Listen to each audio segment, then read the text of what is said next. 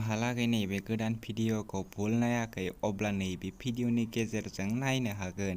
बेखायनो बे भिडिअखौ जोबजासिम नायनो नांगोन, होनब्लासो मिथिगोन बे भिडिअखौ बबे चेनेलाव होदों।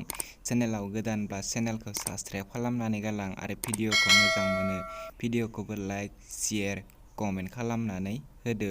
बिदिब्ला फैदो दिनैनि नैबे गोदान भिडिअनि आपडेटनि सायाव।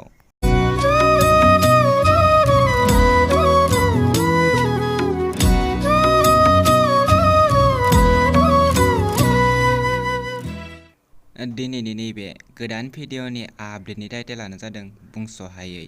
बे भिडिअखौ बिथांमोना अलरेडि फुल आपल'ड खालामनानै होखाबाय। बे भिडिअखौ नायनो थाखाय बे भिडिअखौ जोबजासिम नायनो नांगोन। आं बिथांमोननि इउटुब चेनेलखौ लास्टआव बुंनानै होगोन। बेखायनो बे भिडिअखौ जोबजासिम नायलां। नैबे भिडिअनि कास्टिंफोरानो जादों मिजिं, सोरां, दिगन्त आरो रैसुमै। नैबे भिडिअआ जोबोरैनो मोजां जादों। लोगोफोर, नैबे भिडिअनि मेथाइखौ रोजाबदों नयन आरो दैमु।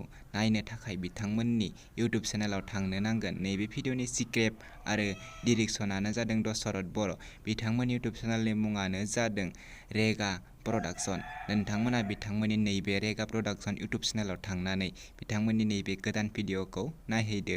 दासिमहालागै बिथांमोननि इउटुब चेनेलखौ साबस्क्राइब खालामाखै, साबस्क्राइब खालामनानै होदो। बेफोरबायदिनो गोदान गोदान भिडिअ लानानै फैबाय थायो। बिदिब्ला लोगोफोर, दिनैनि बे गोदान भिडिअनि गुसुं आपडेटआ बेखिनियानोसै। आंनि चेनेलाव गोदानब्ला चेनेलखौ साबस्क्राइब खालामनानै होदो बेफोरबायदि गोदान गोदान भिडिअनि आपडेट मोनबाय थानो थाखै।